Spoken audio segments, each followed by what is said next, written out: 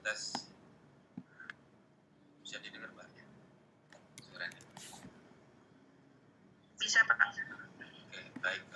Terima kasih. Selamat siang.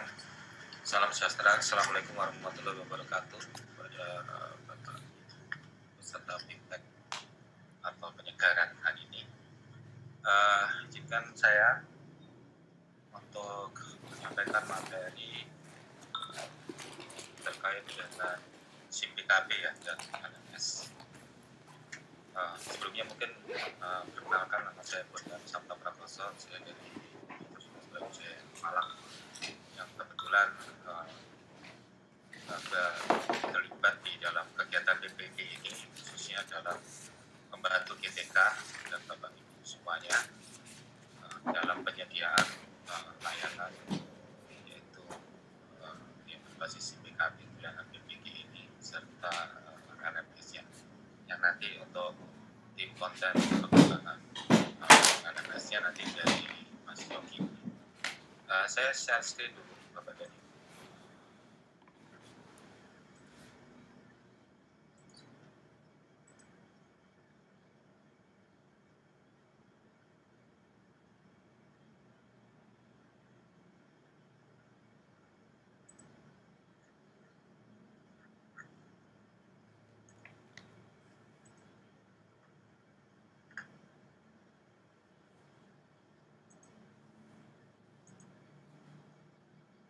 Lihat ya Bapak Ibu ya.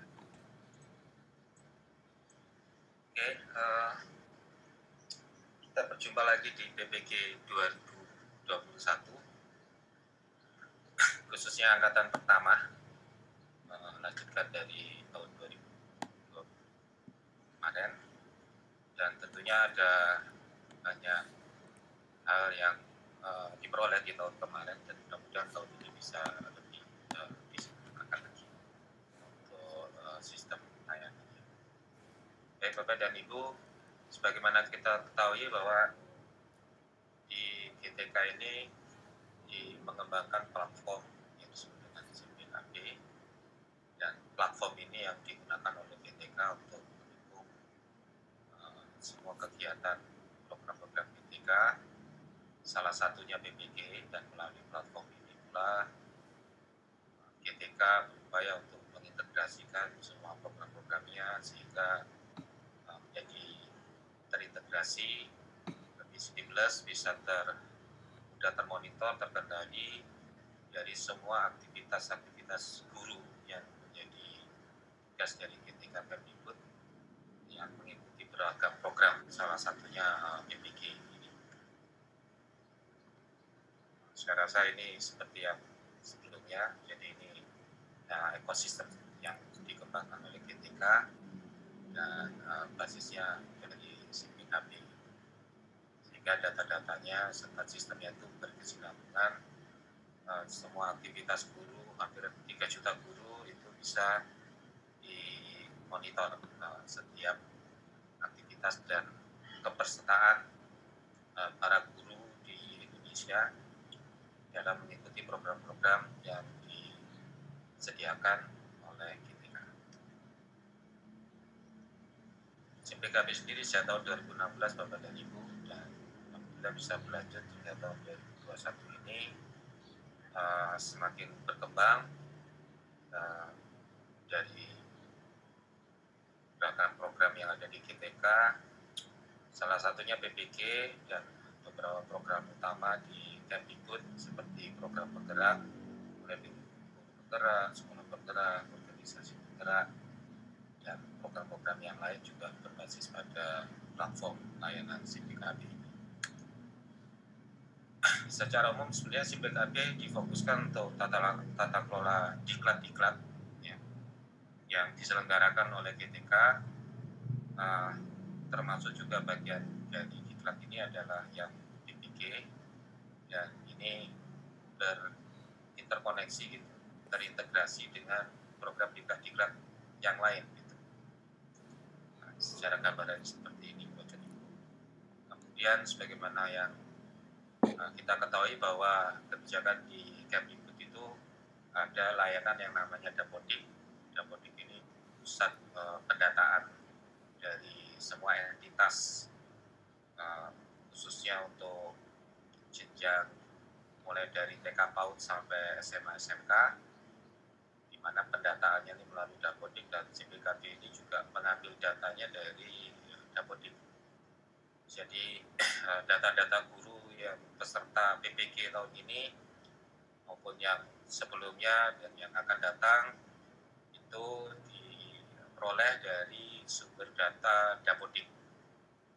Nah, sehingga setiap ada perubahan status dari guru itu bukan di CPKB Bapak dan Ibu, tapi melalui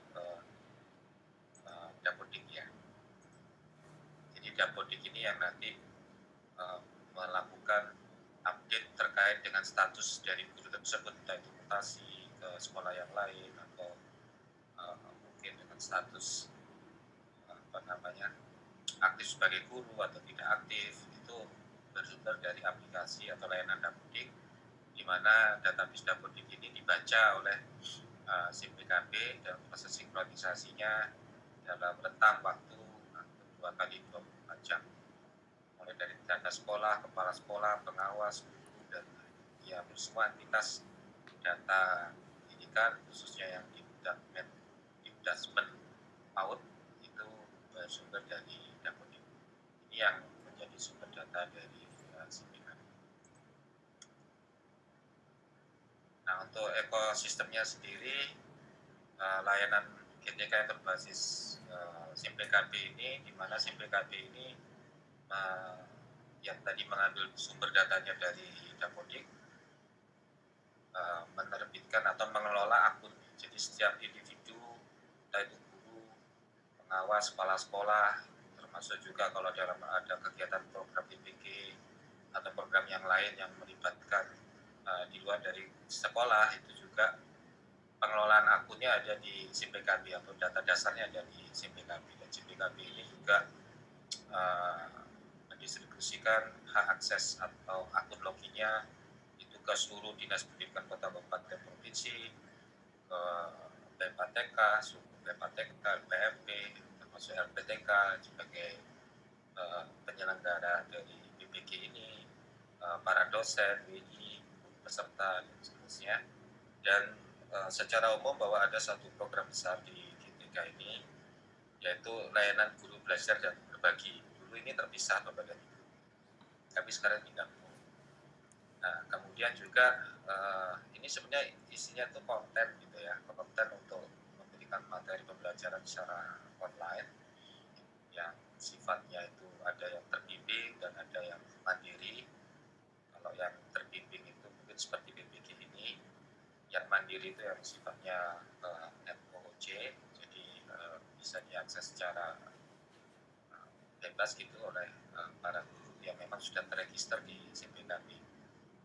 Seiring dengan layanan guru belajar dan berbagi ini, itu juga khusus untuk PPG sebenarnya kami menyediakan layanan guru praktek baik. Ya. Ini untuk sebagai media lah gitu, alternatif yang sifatnya mungkin bisa opsional, bisa dipilih juga sebagai bagian dari proses pembelajaran atau penugasan nantinya. Penting layanannya kami sediakan, di mana nanti guru-guru kalau misalkan ada mengembangkan RPP ataupun mengembangkan konten, itu medianya kami sediakan di baik layanannya. Dan ini terintegrasi juga dengan beragam program yang sudah berjalan saat ini dan berafiliasi atau menggunakan platform layanan CPKB. Nah, ini tampilan situs belajar dan berbagi yang baru dirilis awal Maret kemarin.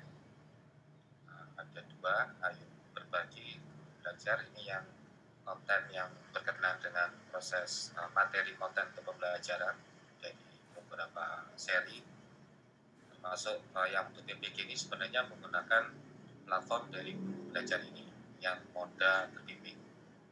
Kemudian berbagi ini ada berbagi RPP tahun kemarin Bapak dan Ibu, para peserta PPG ya, PPG ini dalam mengembangkan RPP dengan login yang sama, mereka bisa akses ke situs guru berbagi ini untuk ikut berkontribusi mempublikasikan RBB mereka di situs guru berbagi, sehingga RBB itu bisa juga dibaca, diakses oleh guru yang lain, dan bisa menjadi sumber referensi untuk penerapan RBB di seluruh sekolah di Indonesia. Jadi bisa berbagi RBB, selain itu ada berbagi video, ada berbagi artikel, dan seterusnya.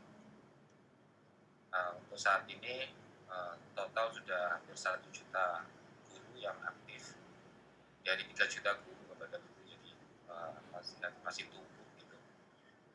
Yang intinya ini sudah aktif dalam arti ikut berkontribusi, entah mengikuti program belajar, termasuk PPG, termasuk juga berkontribusi terhadap RPP.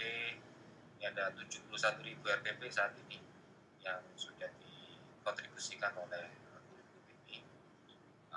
Kemudian artikel, ada video, dan seterusnya kami data secara real time gitu, semua aktivitas dari guru yang terlibat dalam program-program di GTK Kemdikbud ya, melalui sistem BI. Ini contoh guru Ayo Belajar Bersama. Harapannya juga nanti saat ini konten-kontennya ini dikembangkan oleh tim dari BEMPATK ataupun dari instansi lain yang bekerja sama dengan GTK, dan diharapkan nanti ke depan melalui program PPG ini juga bisa mendorong para guru-guru untuk berkontribusi dalam menyediakan konten-konten pembelajaran sekaligus sebagai praktek mungkin di PPG ya, yang itu sifatnya masih opsional, dan mudah-mudahan bisa didorong itu Bapak dan Ibu untuk bisa juga memperkaya konten-konten yang ada di Ayo Belajar ini.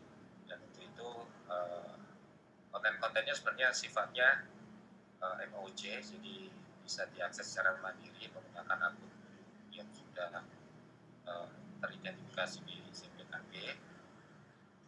Kemudian untuk khusus peserta PPG kami sediakan medianya ya, yang kita sebut dengan praktek baik. Ini bisa juga nanti para guru peserta PPG juga bisa mencoba berkontribusi untuk mengembangkan konten-konten pembelajaran mungkin dari hasil pendidikan di PPG ini bisa diaktualisasikan begitu, sehingga nanti konten-konten dari para guru ini juga menjadi bagian dari konten dari guru belajar, sehingga bisa dinikmati juga, dipelajari juga, berbagi ilmu, berbagi praktek gitu dengan guru-guru yang lain yang ada di seluruh Indonesia.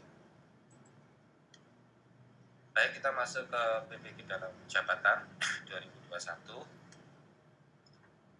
Situsnya masih sama, PPG Kemdikbud ID. Di sini nanti beragam informasi terkait dengan program PPG dari tahun ke tahun yang dikelola oleh GTK Kemdikbud sejak tahun 2000. Kemudian ekosistem yang untuk khusus PPG ini, Bapak dan Ibu, jadi secara gambar mungkin sama, saya fokuskan ke PPG. Jadi ada tiga ya sistem. Pertama LMS yang sebagai media pembelajaran terbimbing nantinya, media interaksi secara online antara peserta PPG dengan para dosen, yang pengampu kelas masing-masing. Namun LMS ini berisi pembelajaran, adapun untuk pengelolaan data-datanya terkait dengan pengelasan, kepesertaan, registrasi, dan seterusnya itu ada di SIMPKB sendiri. Nanti saya akan sampaikan tata kelolanya untuk yang khususnya di SIMPKB ini ya. Dan adapun untuk yang di konten LMS PPG nanti dilanjutkan oleh Mas Yogi dan tim. Nah, dari sistem-sistem ini, layanan-layanan ini juga terhubung dengan layanan guru praktek baik yang saya sampaikan tadi, juga terintegrasi dengan layanan guru belajar dan berbagi, dan dari seluruh sistem yang ada yang menjadi bagian dari PPG ini juga akan dimonitor dan direkam di sistem bisnis intelijennya GTK, semua aktivitasnya, ya, termasuk aktivitas dari dosen, dari mahasiswa, aktivitas di guru praktek baik, di belajar berbagi ataupun di CPPG itu diaplikasi untuk disajikan di bisnis intelijennya BPK. Dan seperti tahun kemarin mungkin juga beberapa laporan terkait dengan kinerja atau aktivitas dari dosen juga kami distribusikan ke akun dosen masing-masing, termasuk juga ke rekan-rekan admin TI LPTK untuk bisa juga turut memantau agregasi dari aktivitas atau data-data yang mengalir di masing-masing sistem, baik di RMS, di MPG, dan yang lainnya yang relevan. Oke, baik, agendanya ada 5. Karena waktu kita nanti juga siang dilanjut, sering dilanjut. Kami fokuskan dulu untuk yang pertama ini pada gambaran tata kelolanya. Namun nanti kalau ada keperluan demo atau diskusi lebih lanjut bisa kita lanjutkan setelah istirahat siang. Saya awali dari perbedaan terlebih dahulu tata kelola tahun 2020 dan 2001. Jadi ada pergeseran terkait tata kelola khususnya untuk seleksi administrasi. Tahun 2020 yang lalu mengambil sumber data dari sistem yang disebut dengan AP4G atau terkenalnya Sergur gitu. Yang di tahun 2021 ini kemudian dialihkan seleksi administrasinya melalui sistem CPKB atau CPKB tadi. Kemudian termasuk prosedur konfirmasi kesediaan tahun lalu masih pakai sistem Sergur, sekarang di CPKB. Penetapan mahasiswa sebagai calon peserta itu dari aplikasi Sergur, sekarang tahun 2021 dialihkan di CPKB. Kemudian ada pergeseran juga terkait dengan strategi konten, nanti dijelaskan lebih detail lagi oleh timnya Mas Yogi untuk konten LMS tahun 2020 dengan tahun 2021. Ada modifikasi berdasarkan dari masukan dan juga observasi, evaluasi dari tahun kemarin. Mudah-mudahan tahun ini modifikasi ini bisa lebih bermudah baik dari para peserta maupun dari para dosen untuk berinteraksi bersama-sama di LMS. Baik, yang pertama terkait dengan tata kelola peserta. Jadi data-data dari calon peserta PPG kandidatnya itu sebenarnya sudah dijaring Bapak dan Ibu sejak tahun 2017 yang lalu. Dalam 3 tahun ya, 2017, 2018, 2019 pendaftarnya itu bisa hampir 500 ribuan. Namun kemudian ada proses seleksi dan tidak semuanya.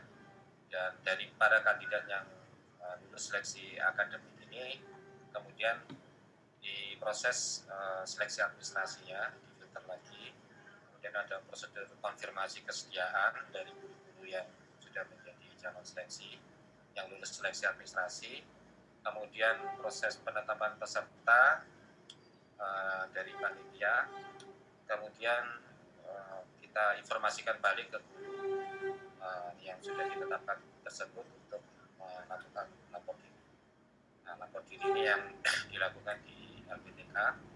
Kemudian nanti dari lapor diri ini diagendakan apakah menjadi peserta angkatan 1, 2, 3 dan seterusnya, dan melaksanakan PPG di mana ada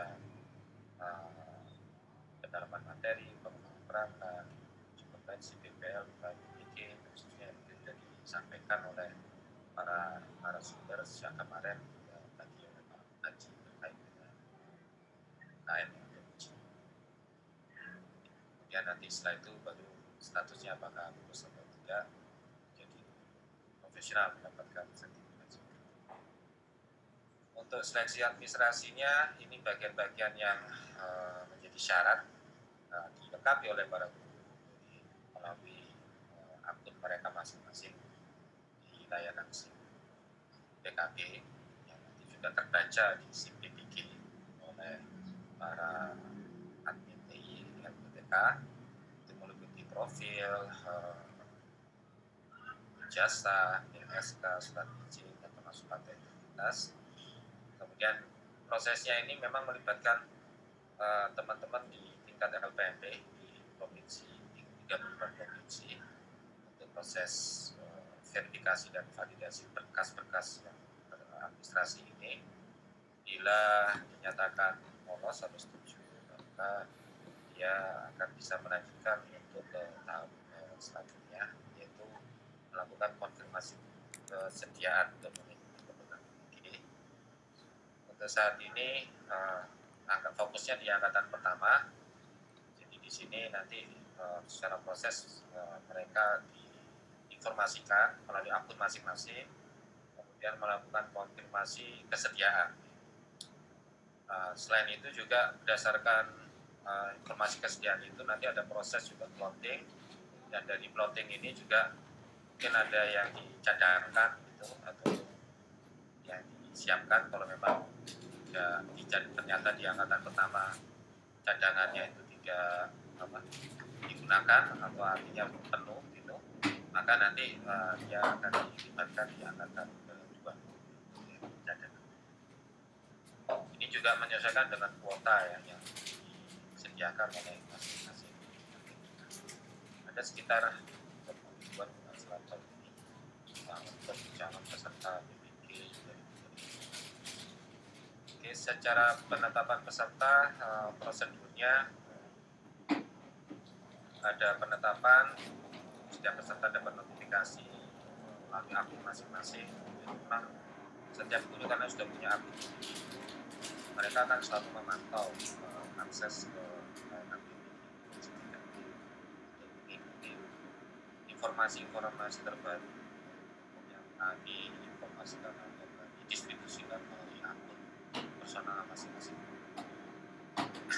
Kemudian dari informasi itu lapor diri ke LPTK, nanti dari LPTK melakukan penerimaan lapor diri dan kemudian melakukan rekapitulasi dan melaporkannya ke CPKG, sehingga dikatakan daftar peserta yang memang sudah final melalui proses verifikasi dan validasi lapor diri ke LPTK. Dokumennya sudah kita mulai ada data pengawasan dan seterusnya. Dan saya rasa untuk angkatan pertama ini sudah selesai. Kita nanti lanjutkan untuk yang persiapan angkatan kedua, Bapak Ibu, yang untuk angkatan ketiga juga dan keempat, dan saya lihat di slide-nya Pak Haji.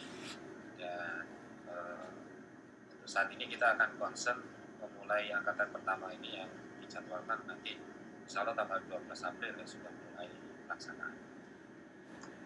Kemudian tata kelola peran di LPTK, di setiap LPTK yang terhubung dengan CPKB itu ada 4 peran ya. Pertama adalah peran sebagai koordinator program BPK di LPTK, kemudian peran sebagai admin IT dan admin LMS, kemudian ada peran sebagai dosen, sebagai guru kamu. Jadi peran-peran ini kami identifikasi untuk bisa mendistribusikan hak akses terhadap layanan CPPG yang berbasis CPKB ini sesuai dengan kewenangannya dan fungsi dan tugasnya masing-masing. Secara umum nantinya hak akses itu akan memberikan perbedaan terhadap lingkup ataupun tanggung jawab terhadap penugasan di program BPK ini melalui aplikasi yang kami sediakan. Dan nanti kita ada kelas penyegaran seperti ini.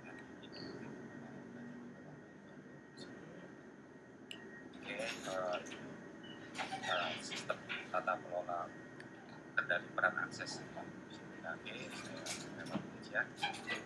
Kemudian struktur perannya untuk koordinator program, ini fungsinya bisa menambahkan admin kepanitiaan, admin IT dan admin LMS. Kemudian admin IT BPK ini mengelola pengurus program, yaitu dosen, pamong, termasuk juga melakukan konfigurasi pengelolaan kelas, jadwal kelas, dan seterusnya. Kemudian admin LMS tadi yang sudah di set oleh yang punya peran sebagai koordinator program, itu nanti diberikan hak akses ke layanan LMS. Layanan LMS pada saat nanti pelaksanaan yang langsung, mana kita ketahui LMS ini sebagai media interaksi pembelajaran antara guru peserta PPG dengan para dosen. Dosen tentunya sebagai fasilitator pada aktivitas pembelajaran yang rangkaiannya itu salah satunya di LMS juga, termasuk lanjutan fase-fase yang disebutkan. Kemudian guru pamong sebagai pendamping dosen, sebagai fasilitator dan peserta. Jadi Bapak dan Ibu, akunnya dari beragam layanan yang dilibatkan di dalam PPG. Program PPG ini cukup menggunakan satu akun saja yang dimiliki. Nanti sistem akan mengidentifikasi peta peran masing-masing dan level hak akses di masing-masing layanan yang disediakan, baik itu SIMPPG maupun LMS, termasuk juga layanan-layanan yang terintegrasi dengan SIMPKB lainnya. Untuk registrasi admin program, koordinator melakukan registrasi akun admin, kemudian melalui koordinator program login di SIMPPG, kemudian bisa menambahkan peran sebagai akun tersebut sebagai apa? Sebagai admin IT, sebagai admin LMS, atau sebagai penugasan peserta penyegaran. Jadi di sini fungsi koordinator punya kendali untuk mengatur siapa saja person yang diberi hak akses sesuai peran masing-masing. Nah, untuk yang tahun lalu itu akunnya masih aktif Bapak dan Ibu, tapi hak aksesnya saja yang kami nonaktifkan. Sehingga nanti untuk periode 2021 ini, bagi yang sudah punya akun di SIMPKB di tahun 2020 tidak boleh registrasi akunnya lagi. Nah, nanti bisa dicari, dipilih untuk di-set lagi aktif, memiliki peran apa, mungkin perannya jadi baru di tahun 2021 dibanding 2020, itu dilakukan oleh admin program atau koordinator program. Nah, jadi tidak perlu registrasi ulang kalau memang sudah aktif akunnya, sudah pernah aktif di tahun 2020 ya. Kemudian termasuk untuk dosen juga, ini dilakukan oleh admin IT. Siapapun nanti dosen yang dilibatkan ya, di dalam program PPG 2021 ini dikelola oleh admin IT atau TI, masuk guru pamongnya juga, penugasan peserta penyebaran jadi melalui aplikasi SIMPPG, sama seperti yang sebelumnya. Para akun dosen, guru pamong yang sudah terlibat, sudah aktif di program PPG Dajab 2020 yang lalu itu masih aktif, cuma hak aksesnya saja yang ditutup atau dinonaktifkan untuk periode 2021. Itu bisa diaktifkan ulang bila memang mendapatkan tugas lagi untuk terlibat di dalam program PPG sebagai dosen ataupun guru pamong di periode 2021. Kemudian pengkelasan dilakukan oleh admin TI. Admin kelas ini berkenaan dengan menentukan admin kelas ya, karena di setiap RPTK tentunya akan dibuat rombel-rombel gitu kelas-kelas, dan kelas-kelas ini akan disinkronisasikan ke LMS. Jadi setiap kelas itu punya LMS-nya masing-masing, di sana ada pesertanya, di sana ada dosen pengampunya, dan kemudian juga ada admin kelasnya, termasuk penjadwalan terhadap aktivitas-aktivitas pembelajaran sesuai dengan agenda yang sudah ditentukan, yang sudah disediakan oleh aplikasi, khususnya dosen dan guru pamong. Kemudian nanti pesertanya juga daftar pengguna yang lain, dan nanti ini akan oleh sistem itu akan disinkronkan ke LMS pengolahannya, dan nanti konten yang sudah disiapkan oleh tim pengembang konten itu akan disinkronisasikan, sehingga nanti di dalam setiap kelas itu punya konten masing-masing yang diambil oleh dosen yang sudah dikelola atau dikelompokkan oleh teman-teman dari admin TI, dari admin kita masing-masing. Oke, untuk kelola kelas saat ini sistem melakukan otomasi berdasarkan daftar kelas yang sudah dibuat, ya, termasuk jumlah peserta, mapel bidang studi yang berdasarkan data-data yang sudah diinformasikan oleh masing-masing peserta. Kemudian selanjutnya nanti admin LPTK bisa melakukan modifikasi atau rekomposisi ulang penempatan peserta, ya, sesuai dengan kebijakan lokal masing-masing. Jadi ini sistem cuma membantu aja biar tidak entry satu-satu. Tapi itu masih bisa dimungkinkan untuk dilakukan modifikasi atau komposisi peserta, suatu peserta di dalam satu kelas. Bisa jadi mungkin satu mapel itu di satu LPTK terdiri dari lebih dari satu kelas, bisa 2-3 kelas, dan pesertanya akan otomasi dulu. Setelah itu kalau ditukar-tukar atau mungkin di komposisi ulang bisa dilakukan oleh admin TI. Termasuk admin TI juga melakukan jadwal dosen, guru pamong di setiap aktivitas kelas, meliputi dari fase pendalaman materi, pengembangan nanti fase pengembangan perangkat, fase uji komprehensif, dan fase PPL untuk praktek pembelajaran. Kemudian untuk grup ini dilakukan oleh admin LMS, ya, pada LMS. Di LMS kalau ada keperluan tim di dalam satu kelas mungkin dibuat kelompok-kelompok, itu dilakukan oleh admin LMS, bukan admin TI. Kemudian spesifikasi kelas PPG kami mengikuti apa yang sudah ada dari maksimum peserta di 4, fasilitator dosen 8, guru pamong 6, 1 admin LMS kelas. Kemudian dosen tidak merangkap sebagai admin kelas, ini kami proteksi, ya.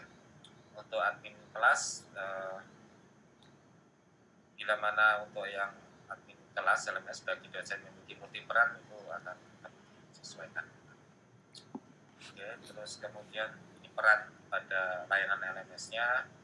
Nanti ada admin LMS itu sebenarnya di LMS-nya kita pakai Moodle itu sebagai teacher editing, dosen juga sebagai teacher editing, guru pamong nih teacher non editing gitu, skema di Moodle-nya, dan peserta ini sebagai student. Kalau admin TI memang tidak ada akses ke LMS, aksesnya ke CPP kita. Kemudian ini yang terkait aktivitas pembelajaran Bapak dan Ibu.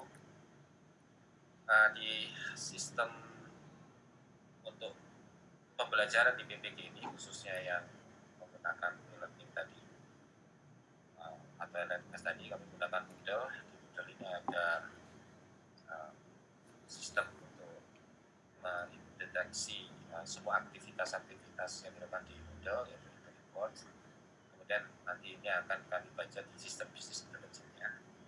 Dan semua aktivitas, baik itu peserta, dosen, selama berinteraksi dengan LMS itu kami rekam, mulai dari jamnya, durasinya, tanggalnya, dan seterusnya. Itu akan kami rekam dan kemudian kami akumulasikan nanti di sistem bisnis intelligence, di mana nanti dari bisnis intelligence ini aksesnya juga diberikan kepada koordinator LPTK, termasuk juga ke setiap individu dosen untuk bisa menjadi reference terkait dengan aktivitas masing-masing. Ya, untuk dosen, ya aktivitas dosennya masing-masing terekam, tercatat aktivitasnya berapa lama, kapan, terus kalau punya video katakanlah juga videonya durasinya berapa lama, itu kami informasikan menjadi satu dashboard gitu untuk masing-masing dosen.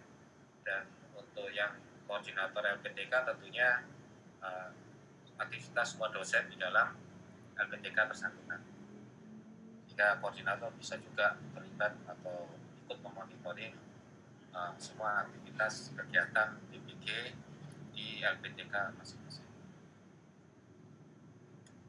Oke, ini yang mungkin perlu menjadi catatan.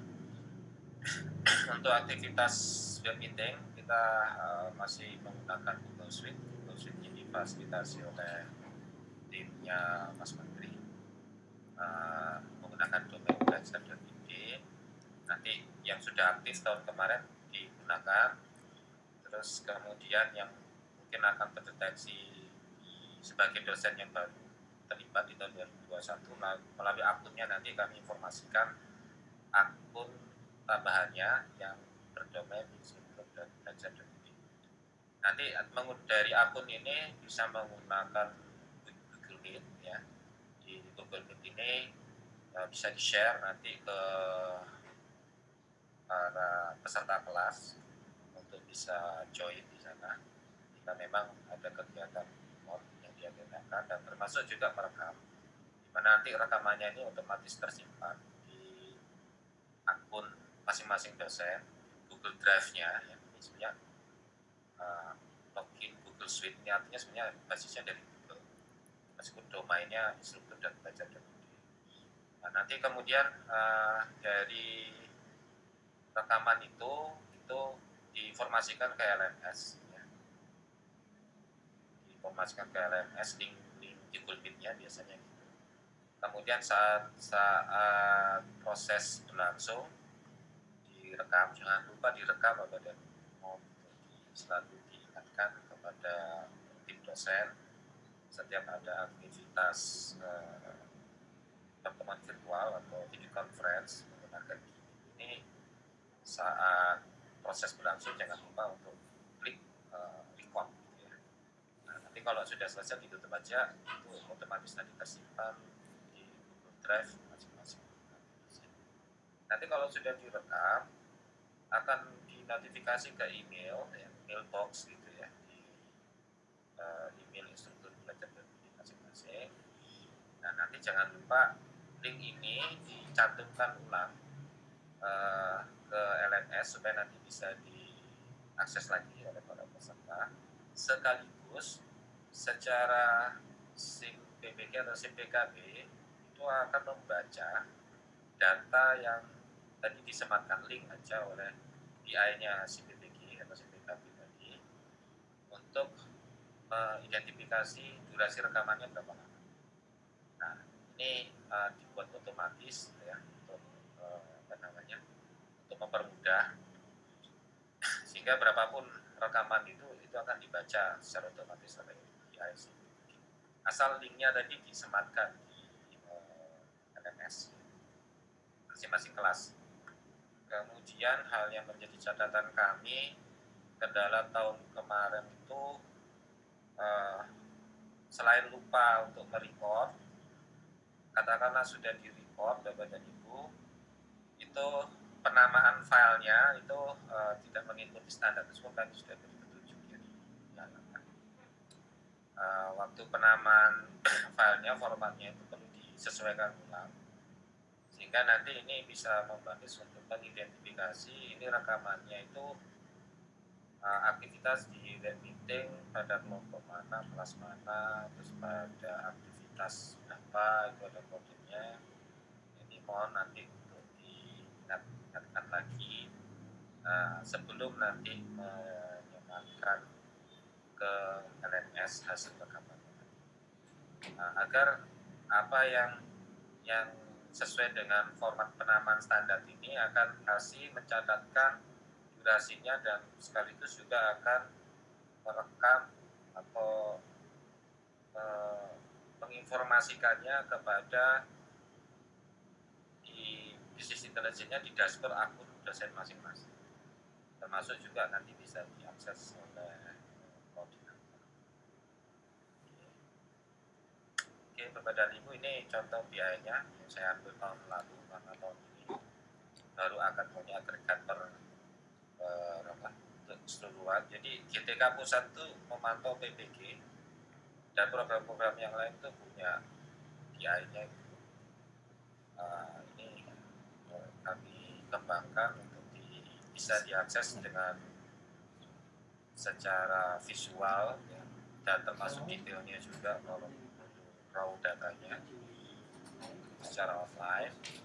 Dan ini mengambil datanya kalau dalam konteks DDG ini yang mengambil sumbernya dari LMS, dari SIM, dari SIM PKB gitu ya. Kemudian kami tabulasikan, dan ini didistribusikan juga untuk per individu dosen maupun yang untuk lingkup LPTK itu ke akunnya koordinator. Nanti bisa diikuti mulai dari fase ke fase.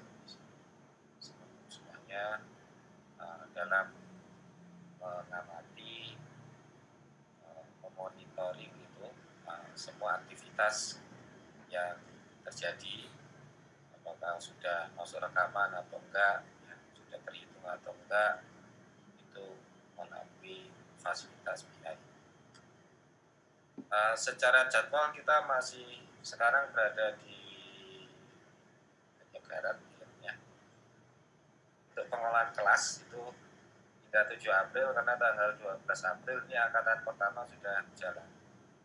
Adapun untuk angkatan yang berikut-berikutnya tadi sudah sempat ditayangkan oleh Pak Haji bahwa masih tentatif ya, masih schedule, masih interaksi, itu akan diinformasikan lebih lanjut. Jadi fokus kita yang terdekat saat ini adalah deadline-nya tanggal 12 sudah dimulai. Kemudian untuk tata kelola kelasnya tanggal 7 April. Untuk belajar mandiri, konten-kontennya sudah kami distribusikan ke akun individu peserta PPG angkatan pertama. Mungkin saat ini mereka sudah belajar mandiri, mempelajari materi gunakan saat pelaksanaan tanggal 12 April nanti, yaitu pendalaman materi secara daring. Saat ini mereka bisa belajar mandiri, materi yang sudah disediakan melalui akun individu masing-masing. Oke, baik. Sementara saya itu dulu, Bapak dan Ibu, untuk agendanya. Nah, mungkin bagi ada hal yang perlu didiskusikan. Nanti mungkin setelah istirahat juga masih ada agenda selanjutnya yang masih berkenaan dengan saya rasa yang bisa saya sampaikan, saya